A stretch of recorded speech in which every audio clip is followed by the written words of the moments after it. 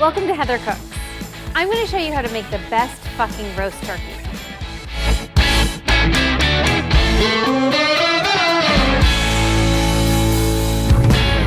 When you buy your turkey at the store, you're going to want to get about 2 pounds per person, especially if you want to have leftovers. 1.5 pounds will do if you don't want to have leftovers, but we all want to make those delicious sandwiches. When you take it out of the fridge, you're going to want to cut the bag over the sink so that you can drain all the juice out. So get rid of the bag, and then you're going to want to rinse off your turkey in cold water.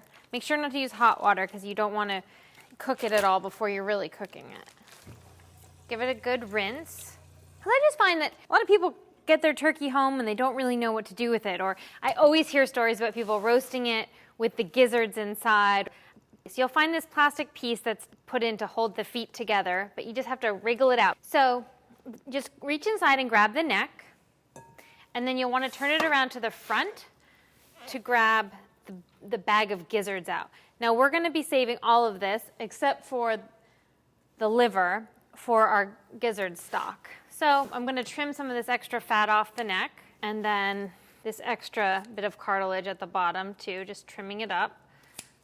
So now we're going to put it into our roasting pan. I always use a rack on my roasting pan that elevates the turkey so that it'll cook underneath evenly. So here we have our bird. I'm going to dab it to get all that extra moisture from the water off because that'll help get that skin nice and crispy. So we're going to tuck the wings underneath. It's very easy to do this. Just lift up those legs and tuck it under. If you don't do that, the tips of the wings burn in the oven because they're up so high. So I'm going to be making a gravy with the drippings. I want to stuff the bird with all the flavors that I want going into the pan drippings. And I love the taste of apple in the fall, and I'm making an apple glaze to go on top of it. So I decided that I should stuff the bird with some apple. And this isn't for eating as a side dish. This is purely for seasoning the bird, because all of those flavors that you stuff inside your poultry are going to go into the meat of the bird and into the pan drippings. It's a really easy thing. You don't have to worry about cutting it perfectly because it's really just for flavoring. I'm just going to chop up some apple, total coarsely chopped. Don't worry about being perfect here because it's just for flavoring. And we can just throw that in there. I'm just going to put about 1 apple in there and then 1 onion. I've got a nice pretty small onion that I got at the farmer's market. I always recommend getting your produce at your local farmer's market. It's going to be fresher. You're going to be supporting local farmers. So this one, I'm just going to cut in half and stuff that onion in there. The onion gives it lots of flavor. And my favorite thing about fall are all of the hearty, delicious herbs like sage, thyme, rosemary. I'm just going to throw a bunch of thyme and rosemary in here. I mean, it's really, this part is super easy, not a whole lot of fuss. You can take a whole sprig of sage and just stuff it in there. It looks so beautiful. So you're going to want your bird to sit at room temperature for an hour. You want it to not be super cold when you put it in your preheated oven. So then right before you're going to put it in, we're going to really generously salt it. It's a big bird. I've got 13 pounds here, so make sure that you get salt all over, and it's equally important to get salt on the inside. So make sure you can lift it up and put some in there. Get some all over. And pepper too. Like I say, seasoning, don't forget to season. You can make delicious food, but if you forget to put salt and pepper, it's not going to have all the flavor. And this salt and pepper will help season that pan sauce as well, which is really nice.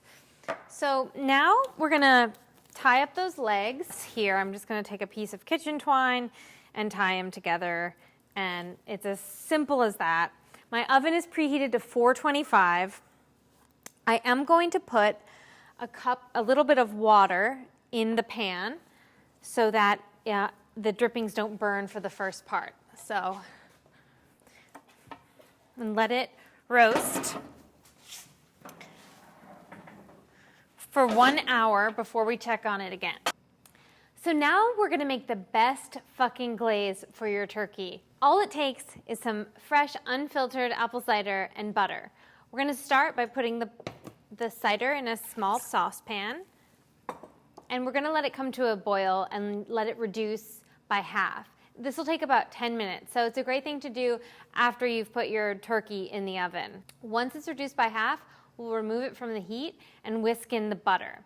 It'll have this nice sort of almost syrupy consistency, and then we'll take the turkey out and we'll brush it, and it'll give the turkey a beautiful glaze. I love the taste of apples in the fall. I grew up in Vermont where we'd go to apple orchards and pick apples, and this time of year at the farmer's market, they're really the best. So grab some fresh local apples, get a half gallon of their fresh apple cider, and make this glaze. There's no reason not to. So the cider's been boiling for about 10 minutes. We're gonna remove it from the heat because it's reduced to about 1/4 of a cup. And once it stops boiling, we're gonna whisk in the cold butter. And this will be the glaze that we then paint on our beautiful turkey. I'm gonna put 2 tablespoons in and whisk it. So I didn't want to reduce this so much that it got really thick because we're gonna be painting the turkey with it, and it's gonna cook more. So we don't want it to get too candied and too reduced and too hard. It still needs to be a liquid we can work with. So this is great. And so now the turkey's been roasting about an hour, so we're gonna take it out and start glazing that beautiful, beautiful turkey.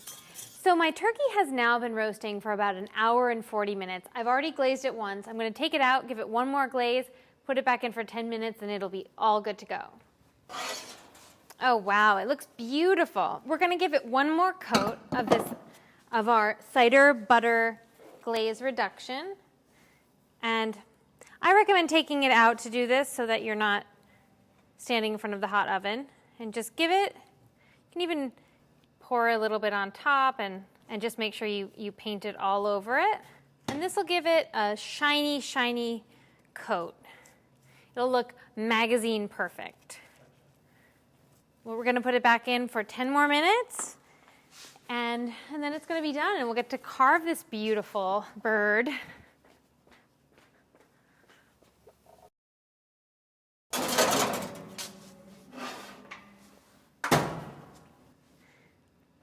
So it's been 10 more minutes.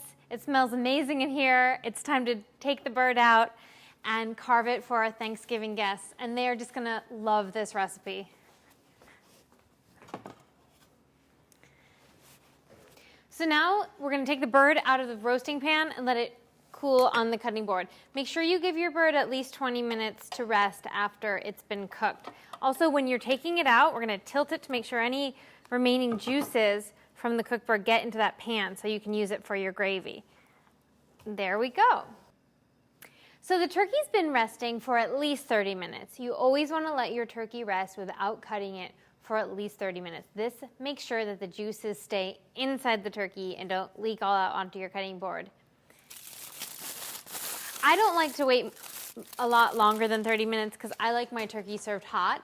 But a lot of people serve their turkey cold and let it rest longer than that, an hour, 2 hours, and just make sure that the gravy is really hot.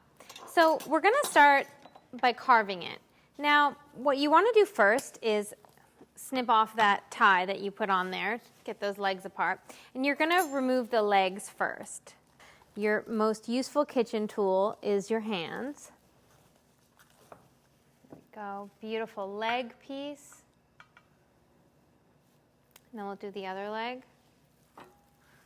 So now we're gonna cut the breast. What you wanna do is find that center spine of the turkey, and then you're gonna cut right to the side of it and remove the entire breast.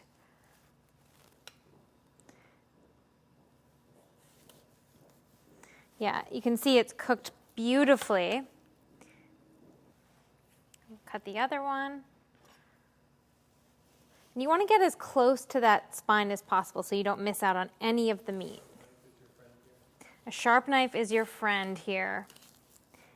It's going to take a little more arm strength than doing a small chicken because you're dealing with a much bigger animal. Make sure you have a sharp knife. And don't be afraid to go back and forth a little bit. Okay, here we have another beautiful breast of turkey. I actually love the skin, so always make sure you leave that on there for those people who want to eat the skin.